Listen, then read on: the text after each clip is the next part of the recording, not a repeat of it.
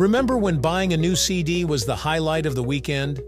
You'd peel off the shrink wrap, pop it into your CD player, and immerse yourself in crystal-clear sound. It felt futuristic, revolutionary even. But now, CDs are more of a nostalgic artifact than a staple of modern life. How did these shiny discs become such a cultural icon? And why did they eventually fall from grace? Let's dive into the fascinating story of the rise and fall of compact discs. Welcome to the History of Simple Things, where we delve into the fascinating history behind the little things that shape our world.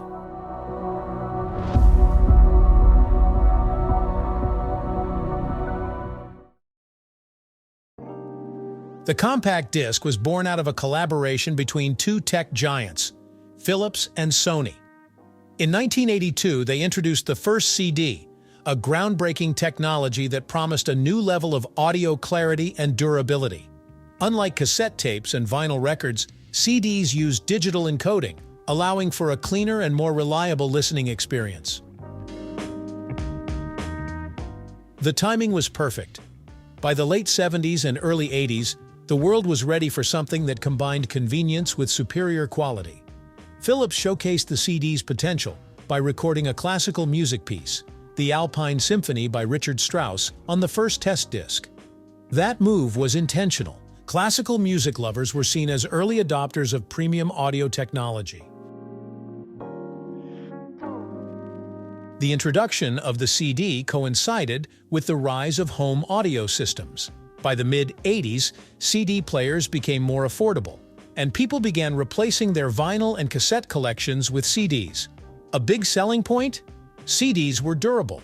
No more worrying about scratched vinyl or unspooled cassette tapes. And then, there was the sound quality. For audiophiles, CDs were a dream. Their 16-bit audio format and 44.1 kHz sampling rate delivered sound clarity that was unmatched at the time. Not to mention, CDs could hold up to 74 minutes of music, just enough for Beethoven's Ninth Symphony. But it wasn't just the sound that made CDs popular. Their compact size and sleek design made them incredibly appealing. You could store dozens in a single shelf where only a handful of vinyl records would fit. They were marketed as the ultimate modern medium, and people bought into the hype. By the 90s, CDs were everywhere. The industry hit its stride with the release of iconic albums like Nirvana's Nevermind and Michael Jackson's Dangerous. For artists, the CD was a dream because it offered a platform to showcase their work in pristine quality. For record labels, it was even better. CDs were cheap to produce and sold at a premium, leading to massive profits. It wasn't just music either. CDs were also used to store software, games, and even movies in the form of video CDs, VCDs. They became the go-to medium for data storage, bridging the gap between floppy disks and the emerging digital formats of the 2000s. But the real turning point was the emergence of portable CD players like Sony's Discman. Suddenly, music became mobile in a way it never had before. You could take your favorite album with you on a walk or to the gym.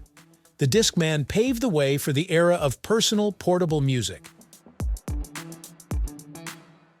Even at its peak, the CD had its flaws. They were durable but not invincible. Scratches, smudges, and skipping tracks could still ruin the experience. Plus, as more people started using CDs, piracy became an issue. Blank CDs allowed users to burn their own copies, creating a parallel market that cut into the profits of record labels and artists. Then came the elephant in the room, the internet. By the late 90s, Napster and other file-sharing platforms were changing the way people consumed music. Why buy a CD when you could download the same songs for free? The music industry tried to fight back, but the convenience of digital downloads was hard to compete with. The early 2000s marked the beginning of the end for CDs. Apple's iPod and iTunes Store introduced a new model of music consumption, buying individual songs digitally. It was cheaper, faster, and more accessible. People no longer needed to buy an entire album to get the one or two songs they liked. Streaming services like Spotify and Pandora dealt the final blow. By the mid-2010s, music was no longer something you owned, it was something you streamed. The concept of a physical music collection started to feel outdated. Why clutter your space with CDs when you could have access to millions of songs on your phone? By the 2020, CD sales had plummeted to a fraction of their peak.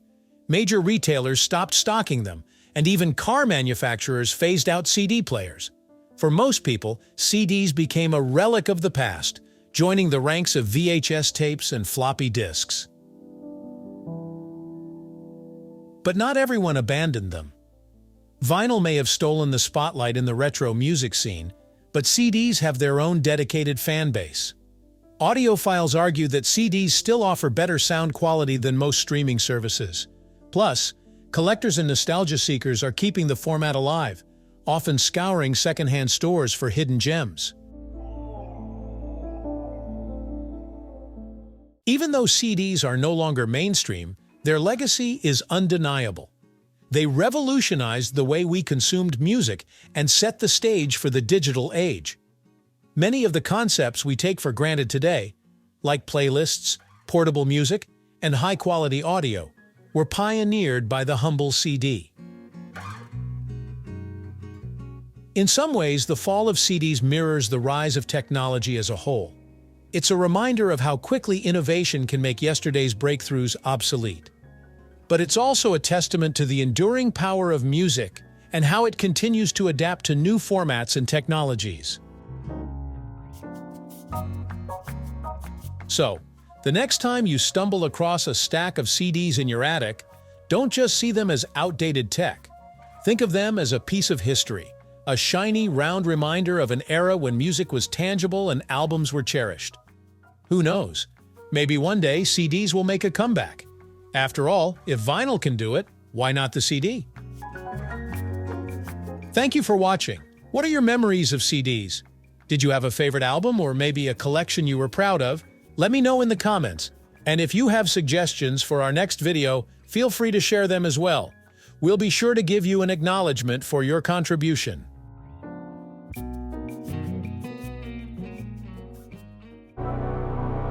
Thank you for joining us on this journey through the history of simple things. Don't forget to like, subscribe, and stay tuned for more stories woven through the smallest details.